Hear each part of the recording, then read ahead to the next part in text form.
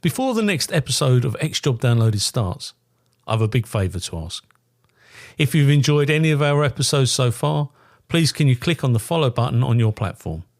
I'm on Apple, Spotify, Google, Amazon and YouTube. It costs nothing to follow, but makes a real difference to me as a podcast producer. Thank you.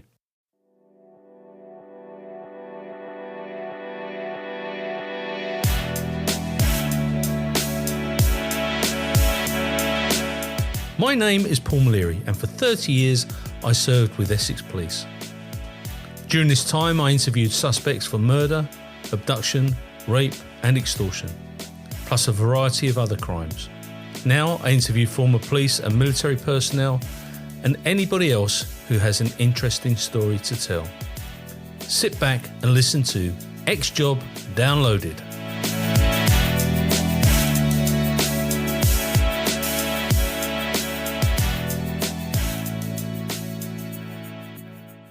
This interview is being tape recorded. My name is Paul Maleary and this is X Job Downloaded. And today I'm going to interview Scott Williamson. Now, Scott is a former member of Police Scotland. He's now in the private sector and he commentates on different things and gives advice around media, firearms, etc., etc. Good afternoon to you, sir. Good afternoon, Paul. How are you? I'm good, mate. I'm good. Thank you so much for taking part in this today. It's quite alien because we're not very good at talking about ourselves sometimes. So it's trying to get that out there and get you out there as a commodity. I mean, that sounds really terrible, doesn't it? But you know, we want to do well by you. So before we go any further, where did it all begin for you, and what was your inspiration to join Police Scotland? Well, firstly, before I start on that, but I'd just like to thank you for giving me the opportunity to speak on your podcast. I've listened to several over the past few weeks since you invited me on, and I don't know if I'm worthy enough with all these OBEs and MBs and war veterans. I sometimes think maybe I'm going to be a bit boring or not too important for this, but I'll give it my best shot, and I'll tell you everything that I think you need to know. Yeah, so, it's brilliant. Yeah, joined Central Scotland Police in 1995. It was the local force to where I stayed. I'd never wanted to be a police officer. I had always had visions of being a footballer or a travel agent, both of which I did accomplish in those early years. But the police was an avenue that created better opportunity for me, shall we say. My brother had been in the police service, or was in the police service at the time. He left under a bit of a cloud, and it just afforded me a better opportunity to bring up a family and progress my life, so to speak. Fantastic. So why Police Scotland, and why that particular, like Central Police? Central Scotland Police the headquarters was about 2 miles from where I lived. It was close. They were very selective, shall we say, on who they brought in. They were a small force, about 700 officers. They had a good reputation throughout Scotland as being a good force, but it was very hard to get in. So the application process, as we all knew back then, was home visits, interviews, assessment days, fitness tests, medicals. So I went through all that, but the crown and jewel, I think, for me was I'd played professional football. So the chief constable at the time was the chairman of the Scottish Police Football Association, and his desire was for Central Scotland to be the best team in Scotland. So for a period of about probably 2 to 5 years, the recruitment sergeant, who was also an ex-footballer, recruited numerous retired or not making it footballers into the force, and we went on to win the treble several years in a row. We got to the semis of the British Cup. We played the Met down at London, and we were a really successful team. A lot of good memories from that time as well. So what professional club did you play for? I played for Alloa Athletic, so a club pretty local to me as well. I'd represented Scotland at youth levels, and then I signed for Alloa, and I was a part-time professional. It wasn't a full-time club at that time. And what age? So come on, share. What age were you when you started playing football, and how did you end up playing in the youth Scotland side? I started playing football from a very young age. My dad loved football. My dad ran the Boys Brigade in Scotland. In Stirling, I joined the Boys Brigade purely because they had a football team. I played in boys clubs. Throughout that time, I was a couple of clubs had asked me to go for trials, and my dad kind of said, listen, you really want a real job, you want to get a real job, you don't want to be a footballer, anything can happen. When in hindsight, he's totally right. It's the same advice I've given to my 2 older sons now. At the time, I was hacked off about it because that was what I wanted to do. It's most boys' dream to be a footballer. And then I signed with Alloa when I was 16. I was put forward for trials for the Scotland under-16 team, who played in the World Cup back in the 80s against Saudi Arabia in the final at Hampden in the under-16 World Cup. Wow. So there was many players in that squad who went on to have good careers with some clubs in England and Scotland. Probably the most notable one, I think, would be Paul Dickov, who ended up playing for Arsenal and Manchester City, and he became a manager, I think, at Doncaster, and several other lads, some of which have subsequently joined the police further down the line. Yeah. Which I think is always a good thing. I think the police back in those days, certainly for me, sport was a massive part of the police, all the different sports clubs. And I participated in a few sports back at that time. And I think probably now when you look at the police, sport's not as big a thing. The sporting associations have shrunk, and I don't think you get as much time. And I think that all equates to a lot of issues now with sickness and well-being, where we don't have officers. I keep saying we. I need to stop doing that. It's terrible. April I retired, and I still say we. It is a we. It never leaves you, mate. I tell you, we are part of the same club. Policing is an international language. I still see myself as being part of the police service, and I get disappointed like everybody else. What I am disappointed at is that they've lowered I don't know whether they've done it in Police Scotland, but they've lowered the fitness test to so low that my 91-year-old father-in-law could probably complete it. It is absolutely appalling, and you need to be able to attend a fight and be able to fight when you get there.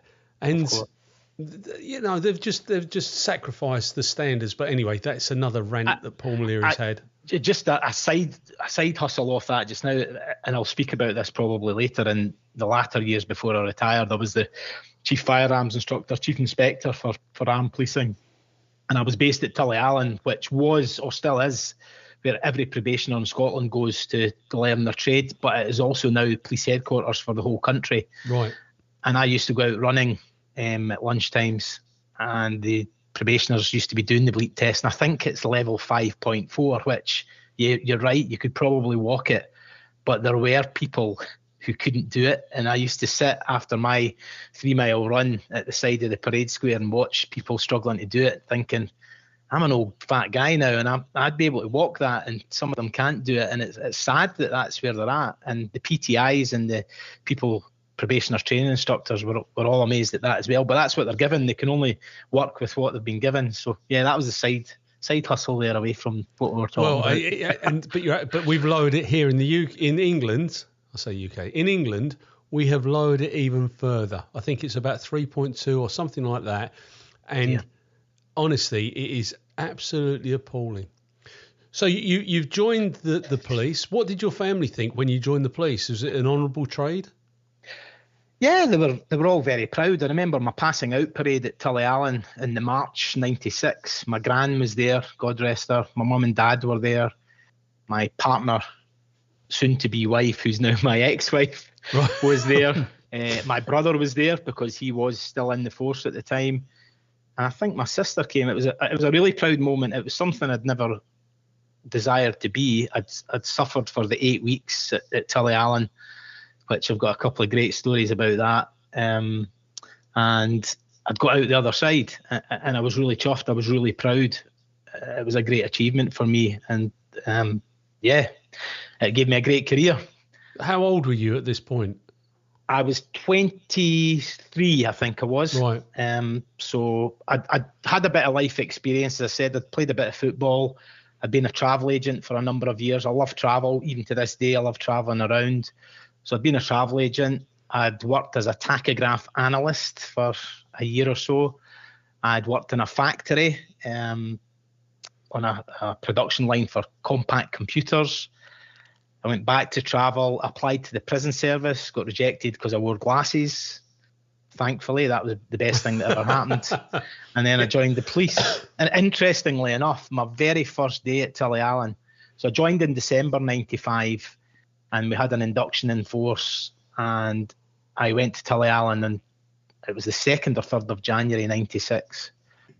And I was told by the training sergeant, yeah, it's casual dress, just turn up, casual dress. So I turned up with a pair of chino cargo trousers and a nice shirt and a pair of desert boots, and I walked across the parade square to be absolutely roasted by a drill sergeant with a stick under his arm and a red sash, and he shouted, "What the F are you?" And I said, "Oh, I'm going to join the police." He went, "Not effing dressed like that, you're not. Where's your suit?" I went, "I don't have it." "Why don't you have it?" "Well, I was told to come casual." "And that's casual? You're a bloody disgrace. Get back to your car. Get your uniform on." So I then got changed in the car. The other 4 who joined at the force at the same time as me saw me getting the roasting. They all went back to their cars and put their uniforms on. And the 5 of us were standing with other 85 probationers in uniform, and they all had suits on. And we were destroyed that first day by the whole training team. It was like a military camp. And at that time, they had dorms. There was 10 of us in a dorm. We went log runs in the forest. They would make us wade into the lake up there in the middle of January, breaking the ice to get us in up to our waists to search for missing children who may be submerged in water. They took us to, in the mornings, Rice Krispie Hill, named because everybody spewed after the breakfast. It was hard, but I tell you this, I really enjoyed it. I thrived in that environment. Having played football, it was great to be in a team of people all fighting for a common goal to get to the end. I was a real supportive type person, so I was encouraging everybody else around about me. It was a great laugh. The first night in the dorm, you're away from all the instructors, so you think you're safe, and I decided to hide inside the boy opposite me's cupboard. You all had individual bed. You had to box off the sheets. Oh, they would look in your wardrobe to see what all your shirts were ironed and your deodorants were out and facing front. Oh, it was tough going. I'd never been in the military, but I'm guessing this is what it might have been like in the military. So I proceeded to hide in a wardrobe to, within seconds, feel 2 other boys in the room pushing the door shut and locking the door. I tried to force my way out and exploded out of the back of the wardrobe onto another boy's bed with splinters, wood splinters everywhere. The boy's bed was covered. We had to, and this is the very first night, remember, of us all joining the police, had to go and find a hoover, clean the room. One of the boys who joined had been a joiner and had tools in the back of his car. He went and got hammer, little panel pins, and we fixed all the wardrobe. One of the guys that locked me in there went on to become an ACC. And is a fantastic guy, a great individual, a great leader. But back in those days, that was how it was. The camaraderie was fantastic. And yeah, it was amazing. I have really, really fond memories of going there. Do they still do residential training in Scotland? Because we don't in England. Yeah, they do. So you get the option now. I don't think you need to stay if you live close. So I was 6 miles away from the training college where I lived at the time with my wife. So I couldn't go home though. You had to stay there. You went up on either a Sunday night or a Monday morning, and that was you till Friday. You weren't allowed to leave the training facility, or if you did leave, you had to sign out and be back in. You had to be in bed by 10:30 at night. Lights out. They would come round and make sure the lights were out. Communal showers. There was a bar. You weren't allowed to fraternise with any staff. You weren't allowed to fraternise with officers who were out with their probation.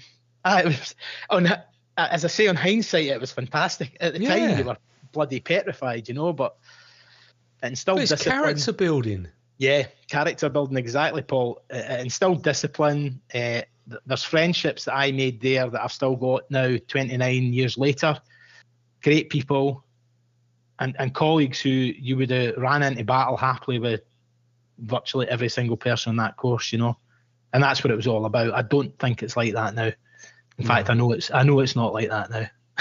The trouble is, when you get to the end of your service, you look back with fondness. And of course, you know what, we've all had dark days in the police because sometimes the people that we were working with weren't the best. Sometimes the bosses that we were working with weren't the best, you know, but it's still very fond in my heart. And I sound like my dad because I always say, you know, it wasn't the job that he joined, not the job that I joined. I just like to think that they enjoy it as much as we did, but I'm not sure. I don't think, having recently retired only 6-7 months ago, and working very closely with all the probationers that were at the college, I'm saying closely, bumping into them every minute of every day, because my office was there and I would walk around. I had a training team there and I would bump into probationers all the time. Young kids, 18, 19-year-old, and they now have to work till they're 60. Yeah. And there was one young guy that was there, and he bumped into me one day and he was, "Morning, sir, how are you?" I went, "I'm fine." I said, "Excuse me for being cheeky." I says, "How old are you?" He said, "Oh, I'm 18. I said, "Wow." I says, "What have you done?" He says, "Oh, I've left school. I always wanted to be in the police." I went, "Well," I said, "you've got another 42 years to go, and by that time, I'll either not be here or you'll be coming up to the old folks' home to take me out in a wooden box." Yeah. But best of luck and fair play to you for joining. And I saw him a few times during his course, and he was a lovely young guy. And I think back to that, and that was only maybe a year ago, and I think, wow, he's going to be there for as long as probably I'm on this earth, you know. I know, it's frightening, isn't it? When you first got posted, where did you go to? What town did you get sent to? Well, this is where my story is really pretty different to everybody else. So I returned to force, or we finished our probationer training early March, probably about the 8th of March. And when you went back to force, you did a week's return to force just to get you familiar with the computers, some processes, etc. That was on the Monday. On the Wednesday morning, the 13th of March, 96, the Dunblane massacre happened, the school shootings. We were fresh out of college. We were sitting in a canteen, and someone came in and said, there's a shooting at Dunblane Primary School. And we all sort of just looked, all right, okay. And then about 5 minutes later, the training sergeant came in and says, "Right, all of you, grab your jackets and your hats." And at that time, we had wooden truncheons and whistles and stuff like that still, you know. So we got our stuff. We were put in a van, and as we were heading up to Dunblane, which is probably about a 15-minute drive, with blue lights a little quicker, but the roads weren't great. And as we were getting up, we heard, "Oh, someone's been injured. Oh, someone's died. Oh, children have died. Oh, there's now 10 children dead." Oh, so by the time we arrived there, we were placed on the cordon outside the school, and we were tasked to basically keep the press out, keep the parents out, protect the school. It was in a gym hall, glass windows. You could see in if the curtains hadn't been drawn and stuff. And it was frightening. I said in a recent podcast I did, I never really thought about it, probably until years later. I didn't have kids at the time. It was my first operational experience as a police officer. By midday, I got moved from the rear of the school to the front of the school because the crowds of parents were so large. There was no information coming out. We were a small force. We were probably, in fact, we were probably struggling with what was going on, the magnitude. And then within an hour or so, I was posted to the gym door with the log of who was entering and coming in and out. So yeah, it was an interesting first day. We started at 8 a.m. on a course. I didn't get home till, I think it was 2 or 3 the following day, and then I was back out the following morning at 7 a.m. So I went home for 4 hours, got my head down. Didn't get much sleep, if I'm being brutally honest. I spoke to my partner at the time and told her what I'd seen. And the next morning I was out at the hospital, I think, guarding one of the other teachers who had been shot and injured as well. So it was a really tough first week, because the first week we were totally embroiled in Dunblane. No kidding. Yeah. Tough. I mean, I vividly remember... Excuse me. I vividly remember where I was on that day. I was in the CID office in Braintree when it all broke. Yeah. You know, we're how many ever 100 miles or several hundreds of miles away, but those things sit with you as you know, as a professional police officer, they sit with you. But for somebody who's attended the scene, that must have been absolutely horrendous. Because Andy Murray was a pupil there at that time as well, wasn't he? He was, yeah. And there was officers there that day. We all knew each other, and I learned to know other people over the course of the rest of my career from Central Scotland who were there that day. The officer who initially attended, bumped into him lots of times. Nobody ever spoke about it. We never spoke to anyone else that was there about it, what we seen, what we heard. I went on in later life to become the lead post-incident manager for Police Scotland, training and operationally. We didn't have a post-incident process. No. We were taken weeks later to a hotel in Grangemouth. They put us in a room. They rolled in a trolley with vodka, whiskey, cans of lager and tenant's ale, and basically said, right, on you go. Thresh it out.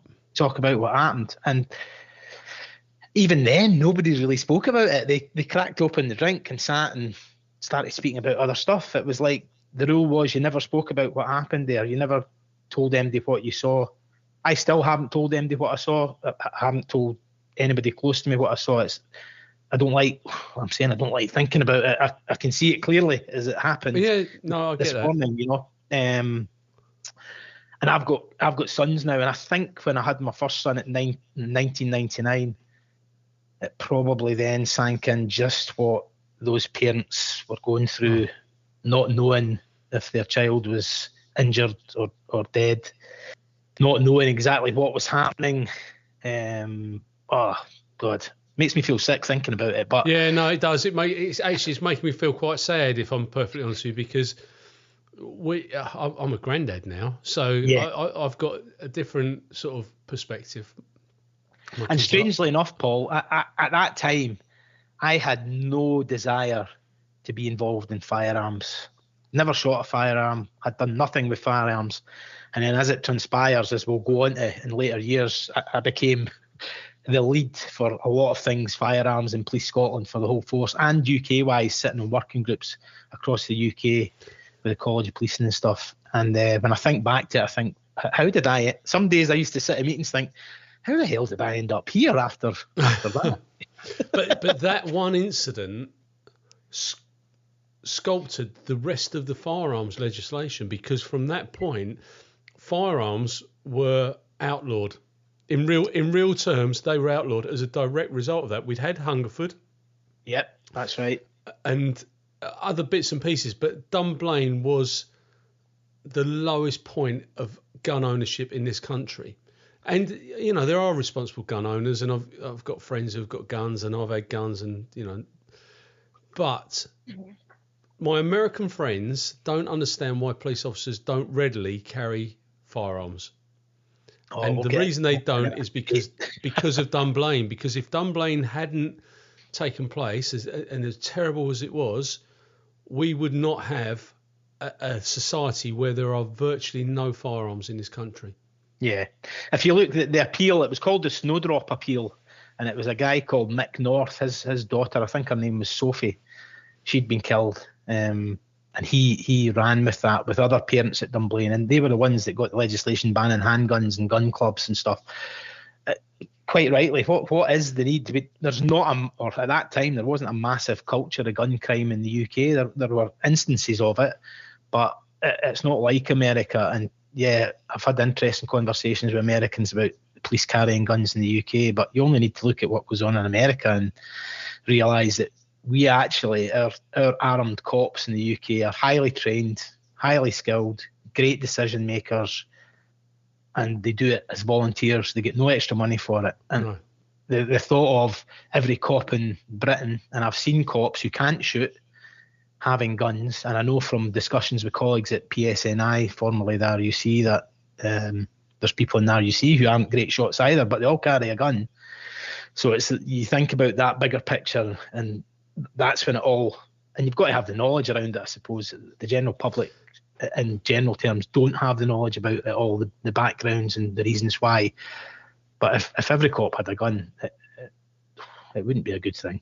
It wouldn't be a good thing. And but the thing about it, as a police, and I never carried a gun. never ever carried a gun.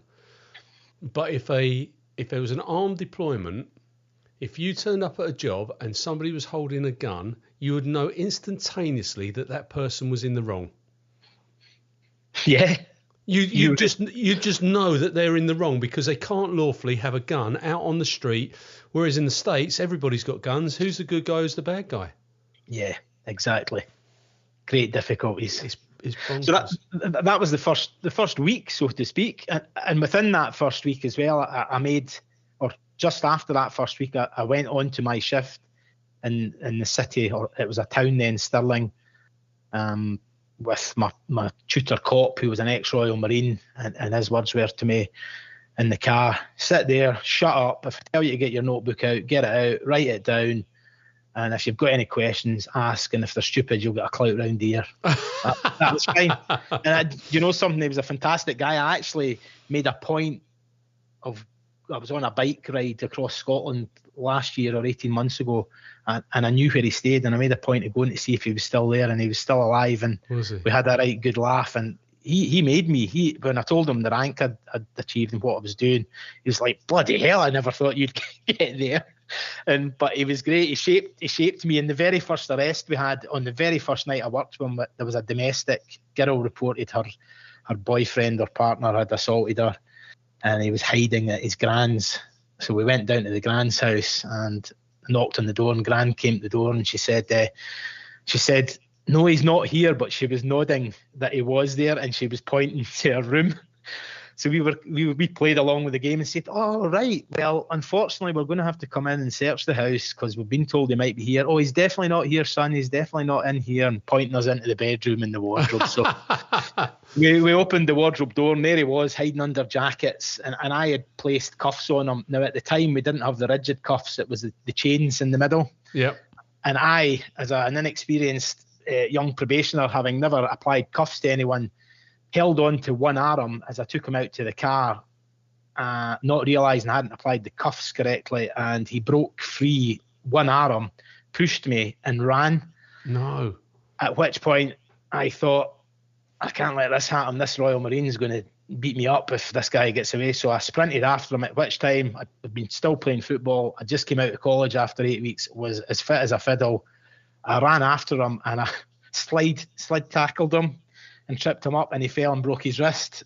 So in the space of that first week, I'd been at a really horrible tragedy, and then I'd broken someone's wrist.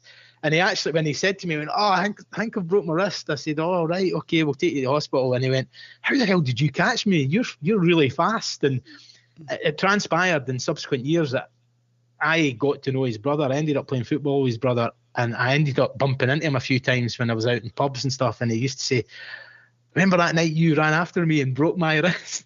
Fantastic. So yeah, that was the first week was eventful. Yeah, it sounds it. And like I say, it's the detritus that you carry around after. It's 35 years later, or how long is it now? Well, 96, so 28 years, yeah. 28 years, yeah. So. And it's that baggage, isn't it? It's how you deal and compartmentalise that baggage. Yeah. What point did you decide that you were going to go down the promotion route, though? Oh, a long time. I didn't apply for promotion I didn't put forward until 2008. So I'd been in the job 13 years. Right. And what spurred me on, I saw people around me, and with all due respect to them, and when you say with all due respect, it always means you don't give a shit, but... Yeah, I'm with you. Yeah, they couldn't lace my boots, and they were getting promoted to sergeant, inspector, and they were coming out and telling me what to do, and lots of people were moaning about it, and I've had a bit of a reflection moment to myself, and I thought, I can't really moan about this because I've never put the work in to get promoted. So I enrolled on the Police Scotland, went away from the promotion exams, and we did a diploma in police service leadership and management. So I enrolled on the diploma, and I successfully completed it after a couple of years. And I hadn't even finished it, I was still waiting on my results, and they temped me up pretty quickly. They put me on a shift at a bigger station in Falkirk, and that was a test. Basically, they tried to get everybody who was temping up to do 6 months on the street, and I was moved from the department I was in at the time out on to cover a shift.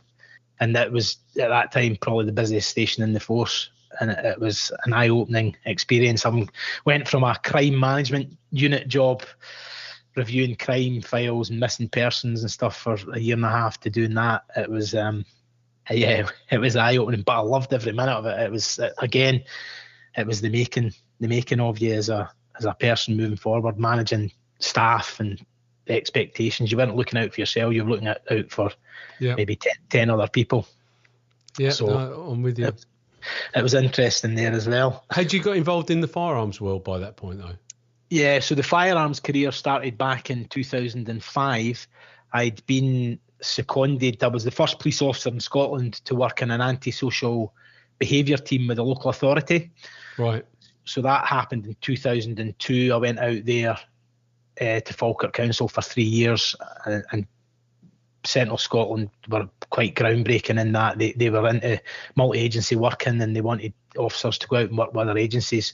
That was the time when I actually realised that the police were excellent at what they'd done, organisation and everything else, and that although everybody used to slag them off, you went into a local authority and you thought, Jesus, this lot are even worse than the police. Yeah. And then as the career went on, working with lots of other agencies, I thought, my God, we are brilliant at what we do. So it was really surprising to go and work with them. So the when I left that multi-agency job, I went and did a firearms course. A colleague had said, look, go and do it. You'll probably quite enjoy it, and it's a good area of work to get in for the coming years. And it did transpire to be that. Certainly it was a career-changing time for me back then. Had you had any experience other than the obvious that we spoke about earlier, but had you had any experience with firearms? I'd also, in between that time, I'd been to Camp Zeist in the Netherlands, which was the Lockerbie trial. So I'd been out there 2000, 2001. I was a search advisor, search coordinator, so a POLSA, POLC, and I was responsible for the search facility, or searching of the facility for the trial of the two Libyans that were accused of the Lockerbie bombing. So that was the time when I was first sort of introduced to firearms. So there was firearms officers there, and I got to know them and I used to speak to them about it. Even at that time, speaking to them, I thought, nah, maybe not for me, but it sort of gave me that first hook of that might be something I might consider further down the line. So talk me through that, because I was going to raise Lockerbie, because obviously that's right on the doorstep as well, isn't it? Lockerbie from here, or from where I live, from Stirlingshire, it's probably about an hour and a half, an hour and 45 minutes drive away. It's southwest Scotland, near the border, not too far from the border. So yeah, it's a fair distance. But it was, again, I was out there for about a year. Ended up working 9 days on, 5 days off. Flew over on a Monday, back on a I can't remember, back on a Thursday. I can't remember the exact days, but flew out, and then responsible for the searching of the site, sealing up various aspects of the site, searching people as they came in through the metal detectors, searching vehicles. On occasion, asked to fill in and cover the court duty, sitting alongside or in the court with the accused at the time, watching them before they were convicted. Obviously they were the police used to sit with them, I think it was, or after they were convicted. It was the prison staff, can't remember how it worked, but yeah, sat with him and spoke to him quite a lot as well. Is it Al McGrath? Yeah, Abdul Basit Ali Al Magrahi. He was the one that was there when I was there. The other one that was there was Lamin Al Khalifa, and he was found not guilty, or not proven, the famous Scottish verdict, and he was allowed away off to Libya, and Magrahi took the hit for it. So who sits on? Because I'm amazed. I didn't realise for 1 second, bear in mind all the years I've had in the police service, that Police Scotland, or Central Police Scotland at that time, would have been covering the court duties in it was the Hague, wasn't it? It was Camp Zeist, so it was just outside Utrecht, right, near a town called Amersfoort. It was an old Netherlands Dutch naval Air Force base that they used, and the actual bombing site was in Dumfries and Galloway Police Force, which was another small force. Right. And again, because of the magnitude, and well, it was the biggest mass murder Britain's ever seen. Yeah. They got mutual aid for the trial, so there was Right. officers from all over Scotland were seconded out to Lockerbie. Generally specialist officers, firearms, search, and the controllers for the control room, and they were all seconded out there for periods of times. It used to be 3-month stints. I'm saying fell lucky. 9/11 happened when I was there, and the camp commander was really pleased with the way I'd conducted the search and seal, and asked if heightened security state would I like to stay on for more time. Obviously, Right. getting mutual aid, I snapped his hand off. I had a young son as well, so it was all helping towards that. Yeah. And then the retrial started in the January, I think it was, and he said, "Look, would you like to stay on again?" And I got a phone call from the lady at Central Scotland saying, "Listen, this isn't really good for your health and well-being." And I said, "Sod that, I'm earning megabucks, I'll stay there for as long as it takes." Spoke to my wife about it. She saw the benefits financially as well, getting new stuff, and said, "I work there for as long as you want." So I ended up there for about a year and came home at the end of it. Again, great times out there, really serious, high profile, lots of media attention, every news channel, the American victims, the victims from around the world, the Dutch, the Libyans, the North Africans, British press. The press gantry was like a golf driving range. It was on 2 levels. There must have been about 20 booths. On the night shift, we used to go there with golf balls and drive off it to see how far we could hit balls across the camp. We had a Dutch guy, there was a Dutch company called VNV Security. I suppose they were like your Group 4 or something. They were additional security. And he used to volunteer to put on the dog bite suit and run from the Dutch dog handler and get pulled down by dogs during the night shift. He also one night volunteered to go on one of the search trolleys, the little trolleys that you can roll under the car and you lie on your back and you can check under the car. So he volunteered one night. He reckoned that the ARV, if we tied a rope to the ARV and tied a rope to the search trolley, and if he lay on it, it would be like a bobsleigh ride. So he put on a ballistic helmet, body armour and MOE gloves and lay flat head first on this trolley while the ARV pulled off at about 20, 30 mile an hour. And the rope got taut and he shot off into the distance to be found 5 minutes later down the road.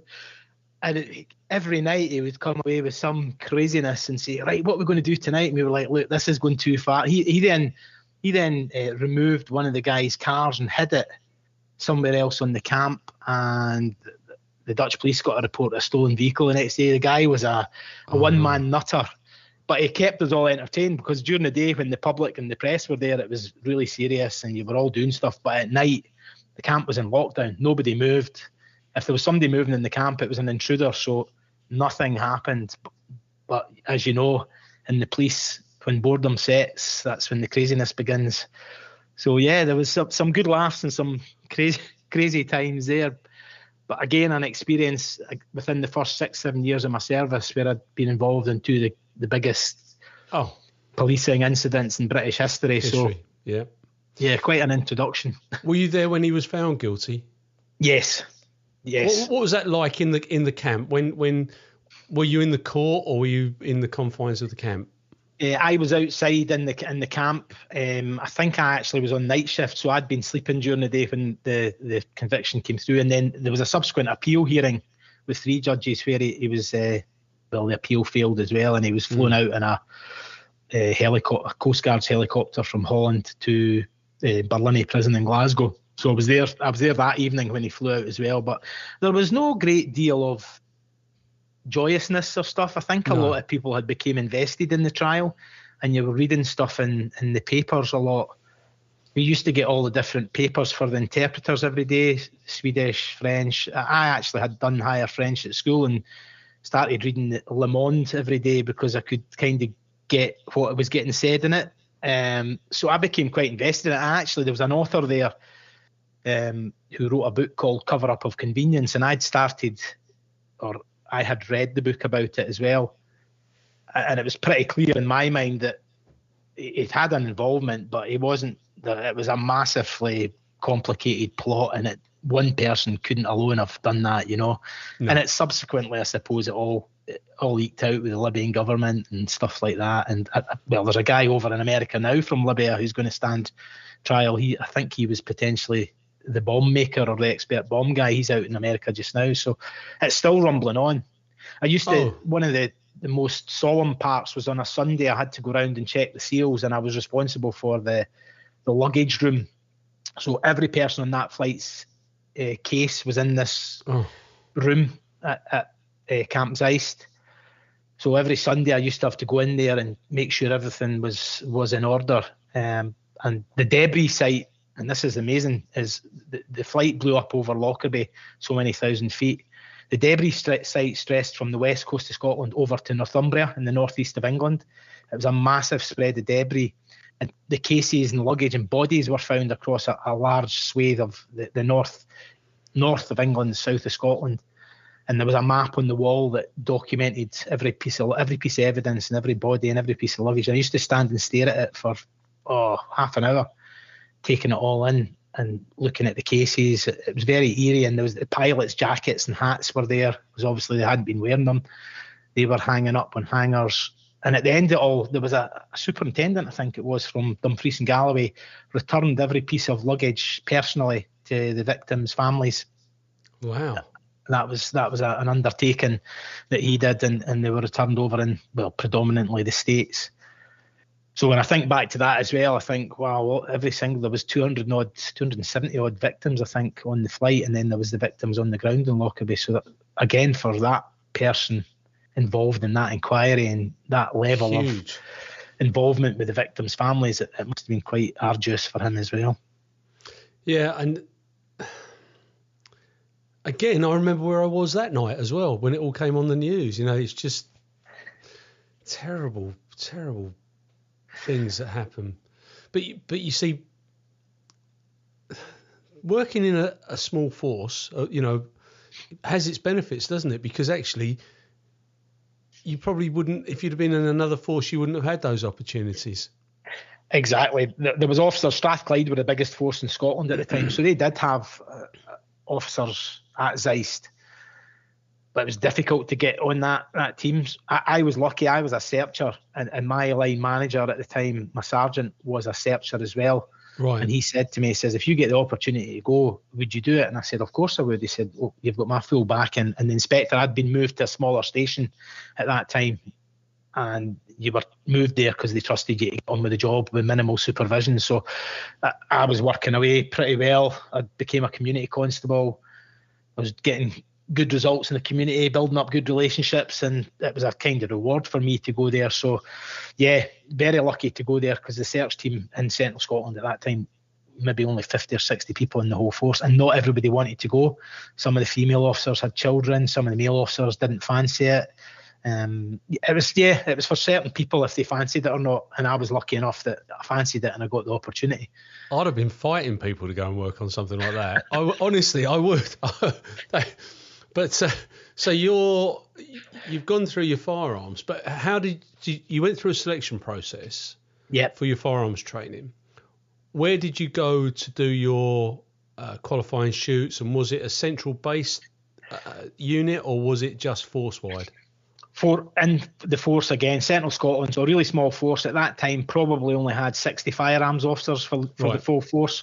So bearing in mind the force had 600 to 700 officers, it was maybe only 10% of the force had firearms. They didn't have an armed response vehicle at the time, so you were a divisional AFO and you did your training. There was a firearms range at Stirling at headquarters, and if it was a long-barreled weapon, a higher-powered weapon, you went to Glenrothes range, which was about a 45-minute drive away to do your qualification shoots there.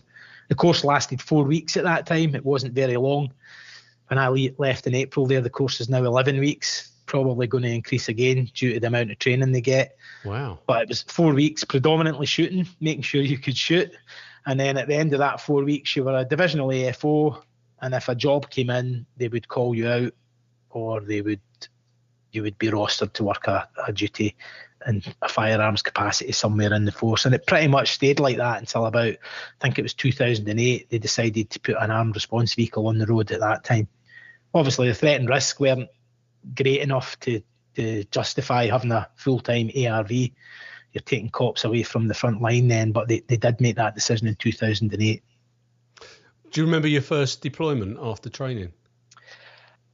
I actually do. It was a prisoner escort.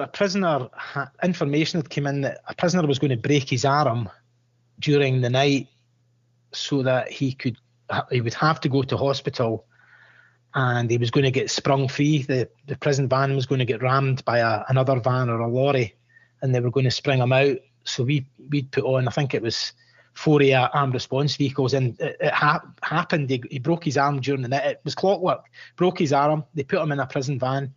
We had 2 ARVs at the front, 2 at the back, so high profile, 8 armed cops. He got whisked to Stirling Royal Infirmary. He was x-rayed and casted up within 45 minutes. He was then put back in the lorry, and he was back in his cell within about 2 hours of the whole thing happening. Brilliant. So that was the first one, and it was we were all loading up in the footwells of the car. If heaven forbid now, you would never do stuff like that. But the magazines were put into the MP5s, and we were loading rounds into the chamber in the footwell of the car as we were going. That would never happen now. That's me as a gaffer, and any other person would say that is a health and safety nightmare. Just a bit. But back then, that was a done thing. That's what you did. Yeah, the world has evolved, hasn't it? Yeah. Did you ever go on it? Sorry. I always remember the clicks, Paul. The click of the mag going in and the round getting chambered. It's a noise. I became accustomed to it over the years, but that very first time I heard it, I was thinking, "Oh, this is Gucci. This is real. This is actually happening." And here I am sitting in an armed response vehicle with a gun, and there's a really bad geezer in that van there that somebody's going to try and get out. So it was good adrenaline pumping through your veins. So you had MP5s and Glocks? MP5s and Glocks at that stage, yeah. We had the baton launcher, the big rubber bullet weapon at that time. No tasers, they came in later. Yeah. But that was it. But again, we would never carry what they call made ready, so there was never a round in the chamber when you were out. You would always have to physically put that round into the chamber. But nowadays, there's a round in the chamber all the time in the eventuality that a terrorist incident or you need to react quickly. So, yeah, at that time, it was all, we were pretty, I'm not saying risk averse, but the threat and risk wasn't what it's like today. No, of course.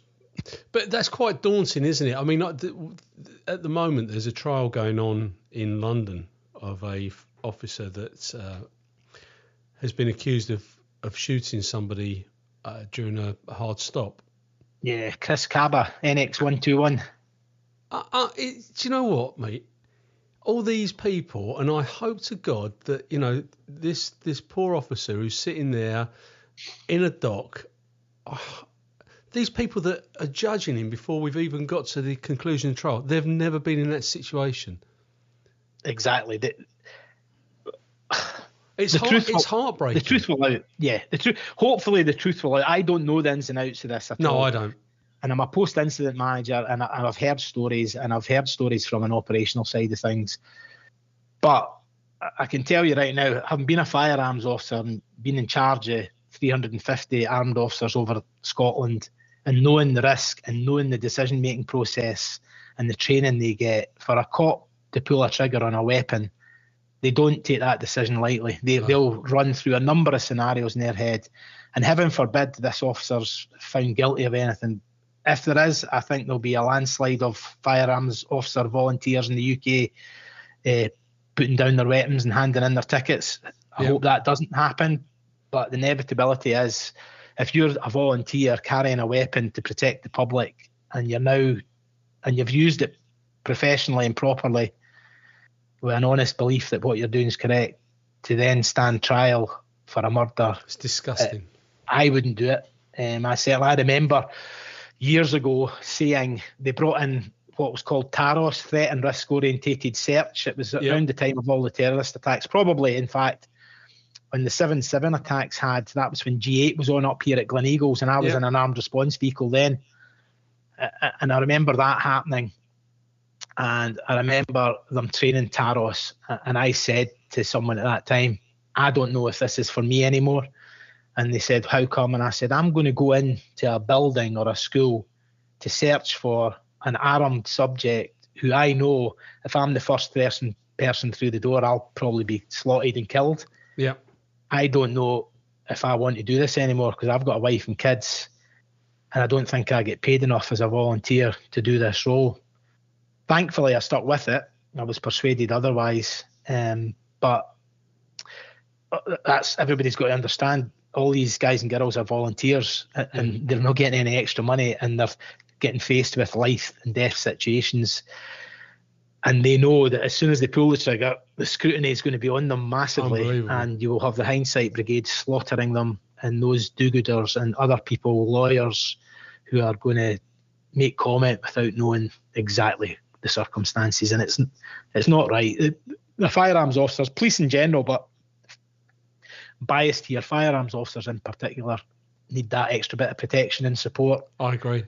And leadership, I suppose, is the other one as well. They need strong leadership and people that are willing to come out to the press and stand up for them and make statements. Not saying anything's actually worse than saying something, because that's in you see all the rumours and speculation, and people just make up stories. Yeah, they do. So not good. No, it's not. And like you say, some of the senior management need to have the courage of their convictions and just come out and support their staff, because it's very easy to leave them hanging. It is. And that life and death situation that they've chosen to deal with could mean that if convicted, he could go to prison for life. And I mean, that's the reality. And I don't think they're paid enough to do that, to make those decisions. If I'm honest with you, but let's wait and see how it all pans out. The argument for me, Paul, is always look across the pond to America, the amount of cops that shoot people and people that are killed in America. Every other week. Actually, if you look on LinkedIn, the amount of American officers that are shot and killed every week, it's frightening. And then look at the UK and compare it. And I always say to people, where would you rather stay, here or there? And they'll always say, here. Well, why are you moaning? Support and back the police up. They're not running about with guns shooting everybody or making wrong decisions. It generally doesn't happen. No. And there's so few coppers running around or patrolling with weapons. It's just, I don't know, mate. So you're promoted and you're a firearms officer. Do you go back onto the firearms team? Well, I got promoted and I was out at a local station, and I got a phone call one day. I didn't get promoted. I was through the promotion process and there was no promotion spot for me. So I returned and I worked on the armed response vehicles. They became reality for Central Scotland at that time. So I went on to the armed response shifts for 2 or 3 months, and then I was called up to the superintendent's office one day and I was told, you're getting promoted to sergeant. And I said, fantastic, great, all the hard work's paid off. Where am I going? And they said, you're going to become the chief firearms instructor. I burst out laughing because I said, right, I've never really worked there. I'm not a tactical advisor. I'm not an operational commander. I'm not an instructor. I didn't have any of the qualifications. And he said, that's fine. You're going to get them in the next year. We're going to pay for you to go in every single course. Wow. But we want you to become the CFI for Central Scotland. It was a bit awkward for me because at the time, my best friend was temping up in the role as the CFI. So I had to go over and tell the team and him that I was going to be their new boss as of a couple of weeks. And our relationship quickly went south after that and never really spoke to me after that. And it was a difficult situation. I learned a lot in that 6 months that I managed him, or I didn't manage him. I didn't manage him at all. It was really poor supervision by me, because I was trying not to upset our relationship, keep him sweet, because I knew he was disappointed. But also I had a team of people who saw that I wasn't managing him the way I should have been. And it became a bit of a shit show, for want of a better expression. Yeah. And it was really poor by me until one day I exploded. I'm not known for losing my temper, but I lost it one day with the whole lot of them. He was there, and very quickly thereafter, we had him moved out of the department, and I became a far better manager for that experience and subsequent experiences, which I'll go on to talk about later, I'm sure. But that taught me a lot about managing people. And it was a good lesson. It wasn't good at the time. It was pretty stressful, but certainly after it, in hindsight now, when I look at it, I think, well, that made me a better manager as I progressed up the ranks. But you do change when you get promoted, and I know people might have a dim view of this, but you do change and you have to adapt to the role that you've undertaken. And that sometimes means you've got to make decisions that are unpopular, and you've got to deal with people without fear or favour. The same people in the office, you've got to deal with them fairly. You've got to deal with the public fairly. And I think I had it a couple of times, but familiar breeds contempt. And this is the problem. When you stay within a role where you've already worked, it makes it very, very difficult to become a successful supervisor overnight. Yeah. I didn't have any respect from the colleagues in that department at the time, because they had all been firearms officers for longer than I and worked in that department for longer than I. Here was me shipping up 2 weeks later as the sergeant in charge of guys at the time who had far more experience than I did. I had no respect from them. I had to earn that respect. I didn't earn it for the first several months. They were decent. The vast majority of them were decent guys, and I think they could see the predicament I was in, but I didn't help myself, and I certainly learned a load from that. And my advice to any supervisor was, just as you said, you become a supervisor, you're there to manage people and situations. Do it and try not to let friendships get in the road. Yeah. And subsequently, as I say, over time, I became, well, in my view, some may disagree, but in my view, I became a better boss for it. Yeah, no, I understand what you're saying, mate. It is hard. So how long did you carry that role out? Well, I did that until 2013, when Police Scotland, the amalgamation happened of the forces into the one national force. So I continued that role, and about a month before the amalgamation, I was visited by a superintendent from, shall we say, one of the larger forces in the country, right, who was heading up the amalgamation of the firearms departments. And within half an hour of meeting him, I thought, I ain't working for you, mate. He was the word I would use was banger. Yeah. Some crazy ideas, some crazy management skills, just frightened me. Central Scotland, from the College of Policing, when we had our firearms licence, had a great reputation. We did things right. We were at a level of performance and training that was pretty high. These bigger forces level wasn't as high as ours, and somewhere we were going to have to meet in the middle. So they were going to have to improve. We were going to have to probably cut back a bit. It wasn't for me. So because I'd done a good job and had a good relationship with the supervisors, I spoke to my superintendent, and I was taken in with the assistant chief at the time, and he said, okay, you've done a great job for us. Where would you like to go? And I said, I'd like to go back out on response on the shift. I want to regain my credibility with response officers. I've been away for the last 2 and a bit years. I don't want to go out and sit in an office. I want to go back out in the front line and manage a shift and get credibility again. So he had me shipped out within a week to a shift back in Falkirk, where I'd started, or Larboard, which is a small outstation, and I had a shift again. And again, a great decision. Had a team, built a team, found very quickly, and from my experience in firearms, I found very quickly I had a team of experienced cops who were old sweats that thought they knew everything and didn't go to certain calls, to a team of young probationers who worked with them, who were really keen but were being held back by the lazy sods.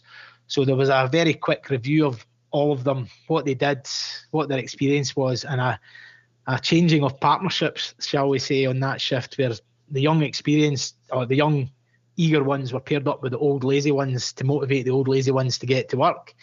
The ones who were keen on traffic got paired up with the CID ones to encourage them to do more traffic work, and the ones who weren't great at interviewing got paired up with CID guys and girls who were good at interviewing, and it brought them on. So I totally mixed the shift up, and I had a great team. They would have bent anything for me. They did everything I asked. There was a great camaraderie, a great, what word would I use, cohesion. Everybody was going the same direction. You can't give people much in the police, i.e. reward, but on the night shifts at 3-4 in the morning, I maybe used to say to a couple of them, right, go home early, and they'd be like, what? And I'd say, yep, I don't finish till 7. Well, you're finishing tonight at 3. Why? because I say so, and I've got the gift to let you go. So go home, get your head down.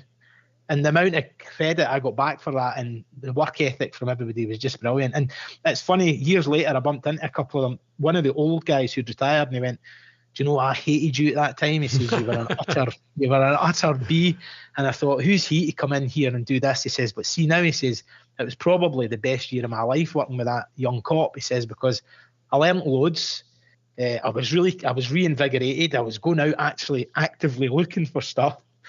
He said, and it was just brilliant. And the young cop who I'd paired him up with went on to get promoted, and he's got a career now in an avenue of policing that he probably would never have had he not worked with the old experienced CID guys. So that was one of my fortes, I think, was building teams, getting them to get together, all work towards the same idea and having fun. And I was very empathetic. I was very aware of their own personal needs. If somebody's wife had a kid, Christmas, who's working on Christmas Day? And I used to say, right, if you've got kids, you're getting Christmas Day off. Yeah. Spend it with your family. And if you're a single person, you're off on New Year's Day because you'll have a hangover on Hogmanay. And just simple things that made everybody far happier. And as you know, if you've got a happy bunch of people, 95% of your problems are your staff. So if you've got happy staff, then you reduce your problems. So yeah, we did a lot of good stuff there, and I stayed there for 18 months.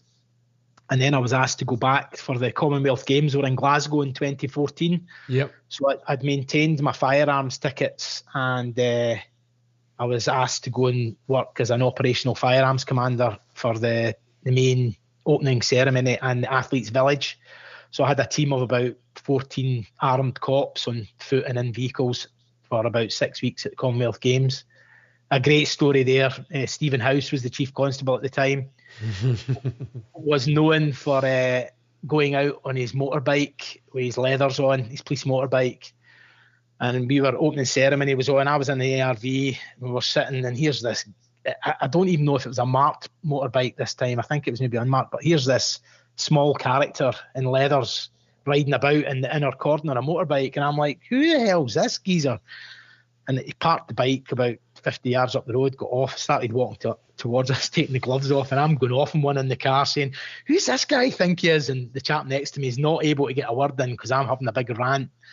And then he comes up and starts asking questions, and it wasn't until about 30 seconds into him asking questions that I realised who he was. And it was the chief constable. But hey ho, that was his gift to ride about and do whatever the hell he wanted. Yeah, and he did.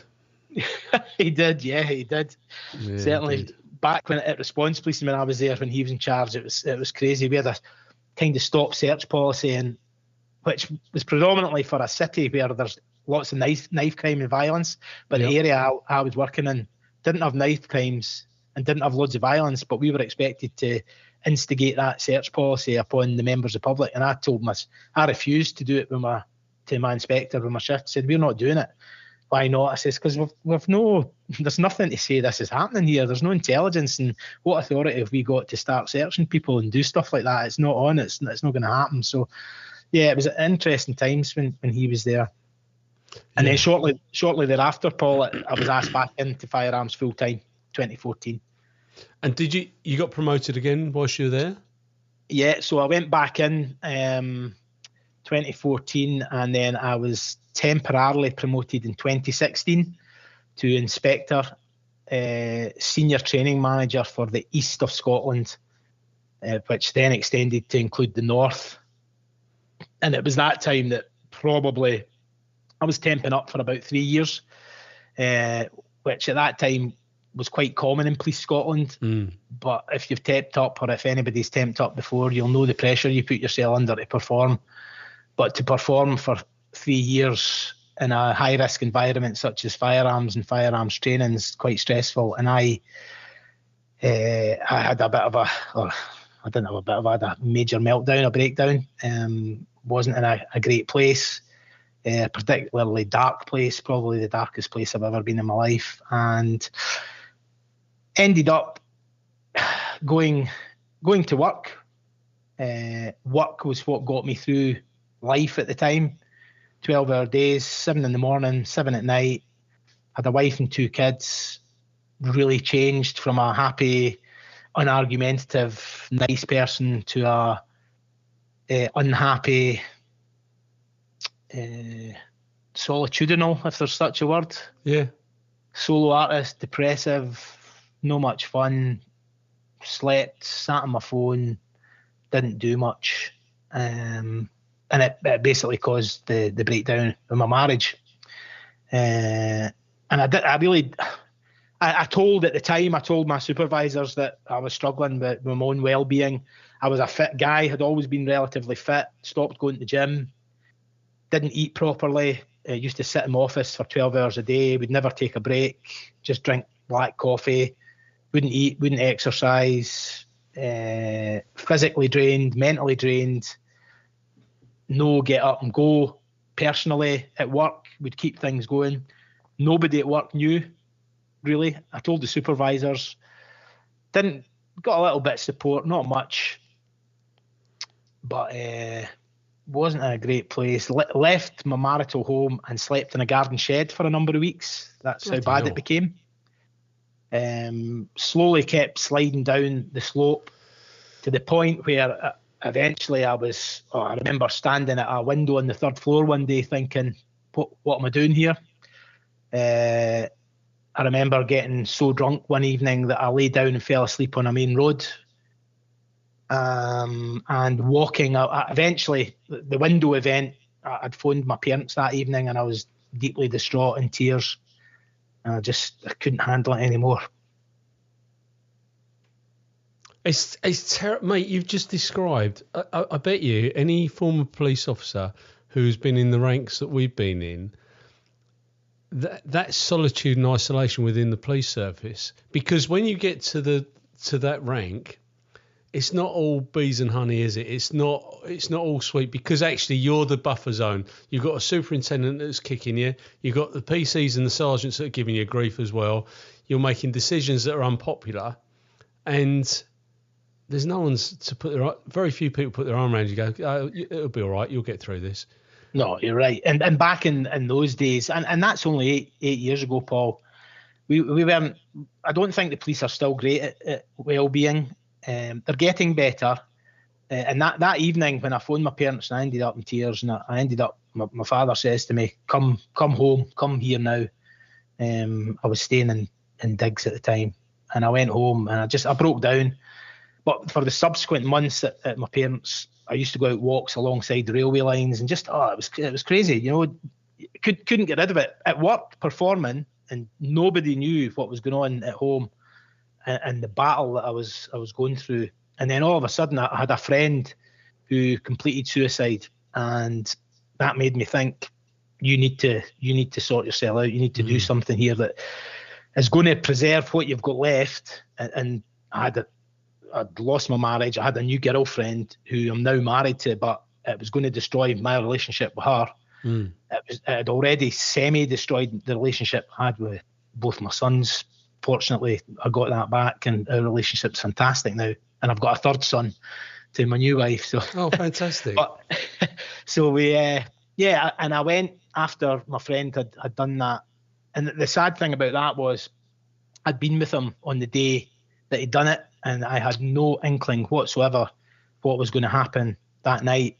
And when I got the phone call the next day, I couldn't believe it. And at that point, I thought, you need to do something, because you're going to end up doing something you regret. And the one thing that kept me going, mate, was I had my 2 sons, and every time I got a thought like that, I thought, how are they going to feel? What are they going to be like if you do this, or if you go through with it? There'll be people upset, but imagine leaving it. And that's what got me there. And eventually, I was in the PFOA, the Police Firearms Officers Association at the time, who unbelievable support from them. And they put me in touch with a counsellor who I saw for a year. And that woman, she's saved me, if you like. She helped me get over it, and got me into a far better place where I could put normality, and instead of being focused on work, I knew that I had to focus on my own life and get that work-life balance correct. And again, a thing that made me a better manager, a better person. And I'd always been, as I said earlier, I'd always been empathetic and understanding, but I knew through that I could be better and that I had to do more for my staff. And at that time, I had about 70 staff, I think I had, all with a variety of issues, all carrying guns. So working in environments where if anything goes wrong, and Police Scotland had a firearms cop, complete suicide in one of the armories. So I thought I need to do more here to help staff. I would like to think the vast majority of people that I managed would say, yeah, he was a great supporter, a great boss, and he was fully supportive. There will be others who had to make tough decisions with that will say I wasn't, but that is I then realised that is the nature of life, being a gaffer and being the boss, is that you make tough decisions. As long as you can justify it, fine. But the people that need an arm around them are the ones that you need to look out for. And that's my big complaint about policing now, is the police service in the UK focus on all this EDI, political correctness, getting things right. The biggest thing they need to get right is the well-being of their officers, because as you know, and everyone else knows, if there's no police service, we have carnage.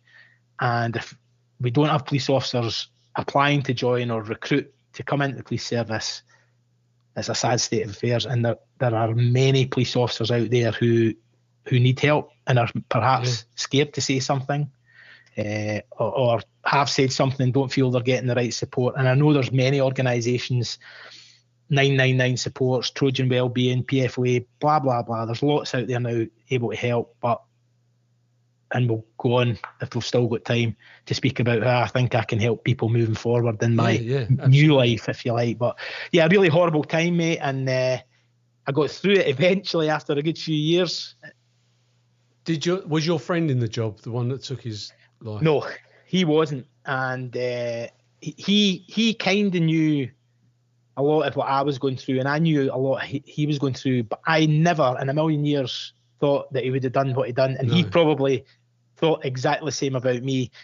And I had another friend, and I've still got this friend who I'm very close with, who stays down in the north of England, and he was going through some pretty traumatic well-being issues. And he was the only person, family included, partners, wives, girlfriends included, he was the only person that knew exactly what I was going through. And through our times, we would phone each other constantly, and we would talk about our days, talk about what had been going on. And we probably both got each other through those times as well. But I never thought Scott Williamson at 17, carefree, fun-loving, football-playing, enjoyable person would get what I got. But it proved to me that you don't know who it can strike anybody at any time. Exactly right. I don't know if you know this, but in the past decade, I'm told that there's 160 officers have died by suicide in the past decade.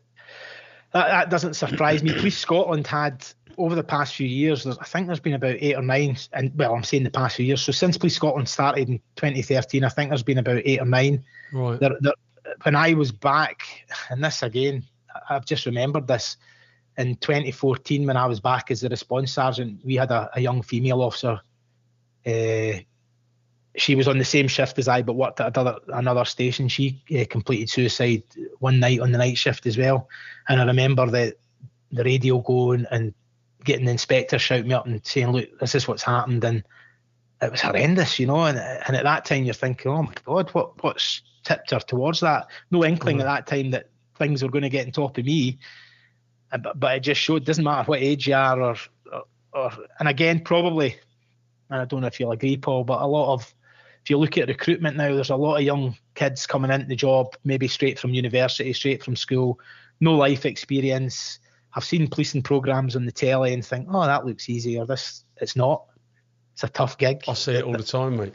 Mentally, physically, it demands everything from you. And if you're not prepared or got the stomach for it, it's going to be a hard 30, 40 years, you know. It's a more than just a job. I watch in horror when I see social media feeds around. I've been in the police 2 years and I don't think it's for me. These are all anonymous, by the way. So I watch them and I don't know who's saying this. I've been told I've got to work Christmas Day. Is that right? Don't ask your Facebook friend. Yeah. Speak to you've got an issue. Oh, I think they've done this. I don't speak to. There's people within the organisations that can deal with it, but there's so many lily-livered people that I don't know where it's going, mate. But one thing I will say is that there's this big issue around the thin blue line. Okay, and I support the thin blue line. I'm a massive advocate for it. I know what it means. But part of me actually agrees with the decision, and I hate to say it, that Mark Rowley's made. Because, get out that blue lamp. When I joined, you were only allowed to wear a poppy or the police memorial badge. There was nothing else. And now they're adorned with everything, and whether that's something that's to do with an equality or diversity issue or a political state.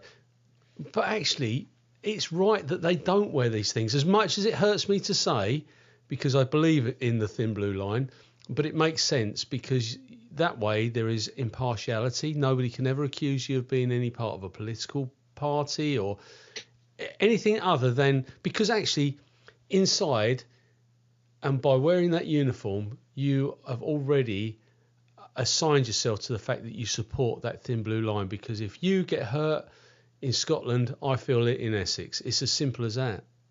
Yeah, I don't need to wear. I don't need to wear a badge. Yeah, 100% agree with everything you've said. It's hard, and I don't want to knock the stuffing out the youngsters that wear these things with absolute pride, and I'm proud of them for doing it. But actually, I can understand the rationale behind it. When you're now getting towards the end of your service, what was the motivation to make that decision to leave? I mean, you've got the job of your dreams. You've overcome all the issues around the dark days, etc. What was the inspiration to say, do you know what, I'm hanging up my holster? Pure and simple, the government pension decision in Scotland, whereby you could retire at 25 years service if you were over the age of 50. Right. So they changed that, and Police Scotland suffered massively because what's happened is they've lost loads of experience in the last year, since April 23, because all the senior cops, and most of them are in supervisory roles, with loads of experience, loads of really good gaffers with great skills have went because they've hit that mark. I had 28 and a half years when I jumped in April, so I had a year and a half to go. But I was actually, when I worked it out and stuff, I was paying more into the new pension scheme than I was ever going to get out. Even if I'd lived for 30 years, the money was getting filtered down the drain. So with all the risk I was carrying and the role I was performing, it was time to go, because just financially it was crazy paying into the pension scheme that I wasn't going to get back. So it was, I didn't want to leave. I wanted to do the 30, and there was still things I wanted to push through in the department as the CFI that I wanted to instigate and bring in, but I'd ran out of time basically, so it was time to move on. And you weren't going to get promoted again. You've made it to Chief Inspector's pension and whatever. So there was talk, funnily enough, near the end of, you should hang around. There might be a supers position. I'd had enough by then. I'd had the stress. I saw what I was going to get from a pension, and at this stage in my life, that work-life balance had been addressed. I had a new son who's just turned 1 recently, just got married again last year, new wife. My older sons could spend more time doing things or watching them or doing stuff with the two of them, so it was easy. I thought I'd gave them a good shift. Yeah, absolutely. I'd seen a lot, done a lot. I'd given the organisation loads. That final role, you're managing the risk for the assistant chief constable. You are holding the firearms risk for the whole force because you're the expert. There's a lot of people in between who've got good knowledge and skills around firearms and command, but none of them have what the CFI's got across all the forces in the UK. It's a pretty unique role. Yeah, it is. And it's a role that is well respected, and as you say, carries a risk. It's not, they don't understand, because the majority of coppers don't carry guns. chief officers don't understand, because most of them have never been through any form of firearms, with the odd exception. But most of them have gone, they've tick-tocked their way through their service, and they've hit the right marks and moved on to the next rank. Otherwise, they'd never get to chief constable. They'd never get to a chief officer's role. So they're totally reliant on you. I mean, how did you feel when you said, "There's my warrant card, I'm off"? Well, that was a bit that it started to grate at me from when I knew when I turned 50 that I could go any day.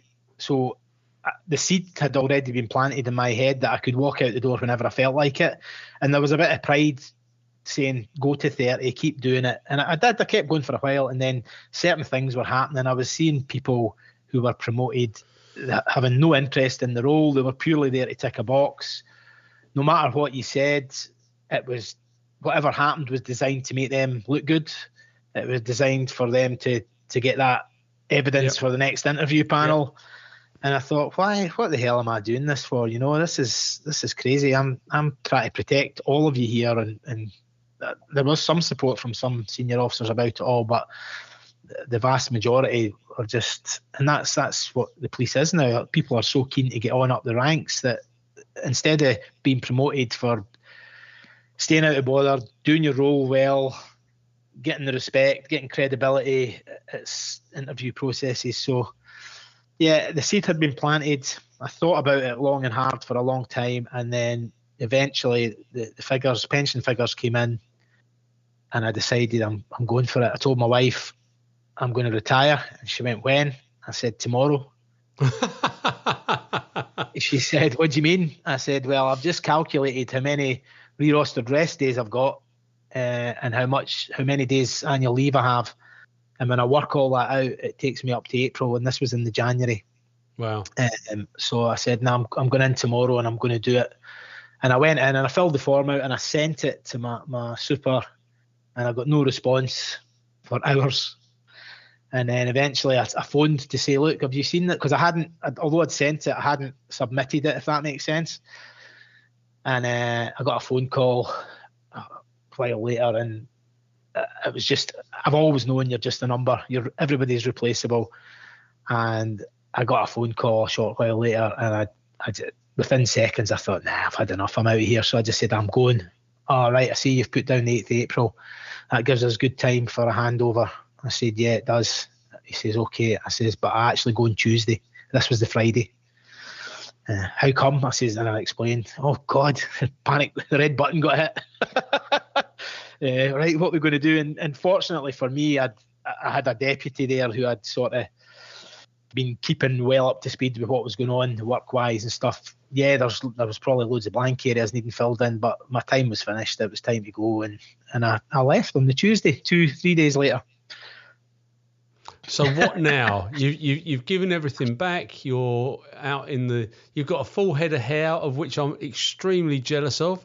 I've only grown that. I've not had it cut for nearly a year. I decided after getting guard 2s and skinheads for 29 years, I thought I'm going to grow my hair and a beard. So hence the reason I look like this. I've had a beard, and I haven't had. My granddaughter said to me, "Don't worry." She's 4 in March. She said, "Don't worry, Granddad.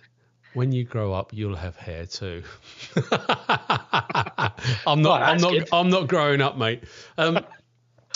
But yeah, I mean, what now? What are you going to do? What does the future look like for Scott? Well, I've done. I was out in February. I was out in Jordan doing some work in Jordan for a couple of weeks out in the Middle East. Can't really go into that much, but I did a bit of firearms training out in Jordan. Nice. And then I've delivered post-incident managers courses for the PFOA. So I've delivered one. I'm going down to Peterborough next week.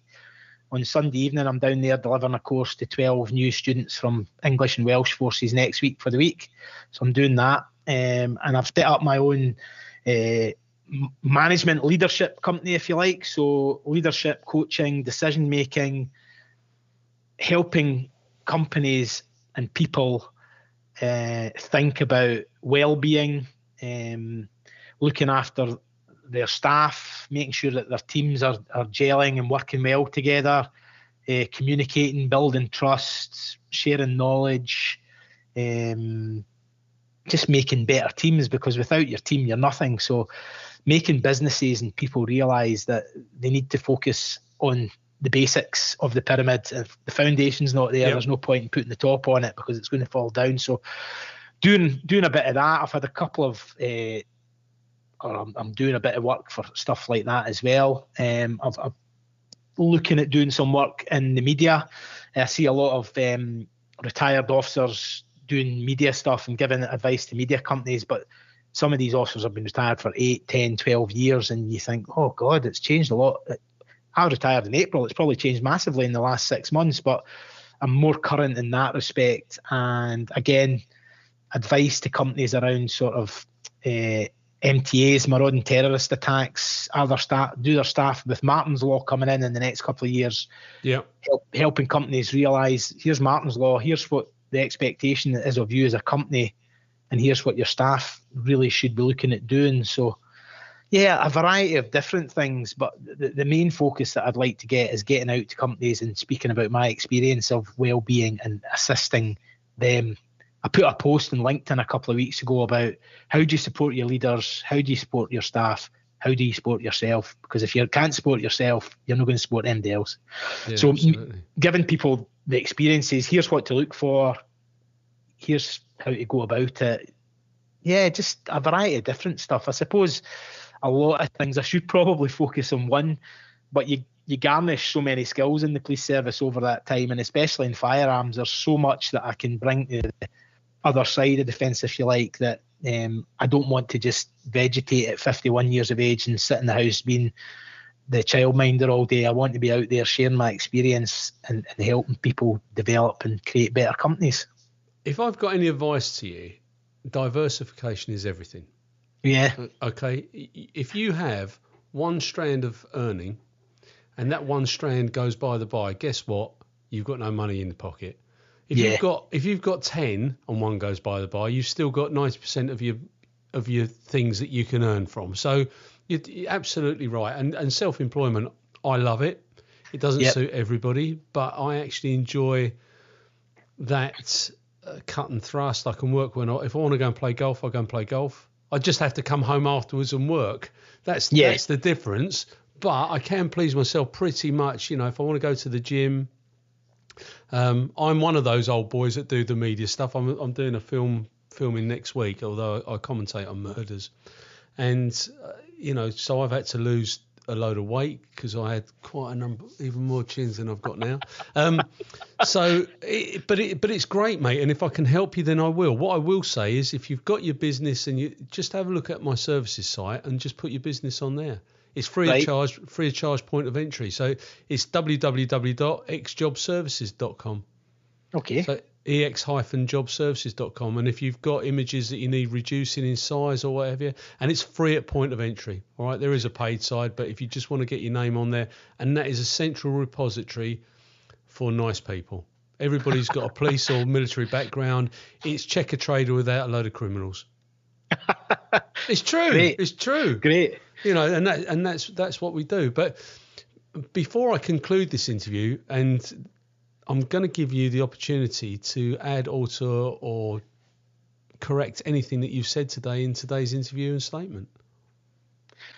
I don't think there is, Paul. I think I've given you a sort of whistle-stop tour of my career and issues that I faced laterally and where I'm going in the future. And as I say, I've listened to many of the podcasts, and I was listening to one, I think it was yesterday, Jan, the artist from the Met, which I found really interesting as well. But yeah, my advice to anybody who's retiring, there is a point when you retire that you realise that you're bored and you need to actually do something, and it's hard to forget about the job for a few months because you constantly think about it, and you've been part of the gang for a long time, and then to be totally extricated from that gang and have little or no contact, and everything that you worked for to be getting taken over by somebody else to keep going on. But the realisation is you're just a number, you're just a person, and there will always be somebody to fill your boots. So make haste, do what you're going to do, enjoy life, and take it from there, really. Absolutely, mate. Well, and thank you so much for your time. Please keep in touch. You've got my details. If I can help you in any way, I will. If you're down this neck of the woods, I offer it to everybody. I will stand you a beer somewhere in some dodgy bar in East London or wherever you want to go. Okay. I hope you've enjoyed today. If you've got anybody else that you could put forward to speaking to me, I'd be absolutely delighted in talking to them. I'm grateful for your candour, because it's very difficult to talk about what's happening in your heart and your head. Okay, so thank you very much. No problem at all. It's been a pleasure. All right, mate. God bless you. Take care and enjoy your family. Cheers. Thanks, Paul. Take care. Thanks, mate. God bless you. Yeah. Cheers. Bye. Thank you for listening to this episode of X Job Downloaded. Please like, follow and share. Your support is invaluable. Thank you.